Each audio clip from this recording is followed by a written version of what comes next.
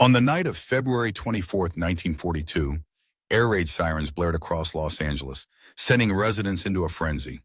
The U.S. military thought they were under attack from Japanese forces, prompting a massive blackout and anti-aircraft fire.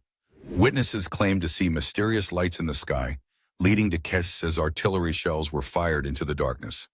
Despite the intense response, no enemy aircraft were found. The event became known as the Battle of Los Angeles. Investigations suggested it was likely a false alarm triggered by war nerves and possibly weather balloons. This mysterious incident remains an intriguing chapter in America's wartime history, blending panic, paranoia, and the unknown.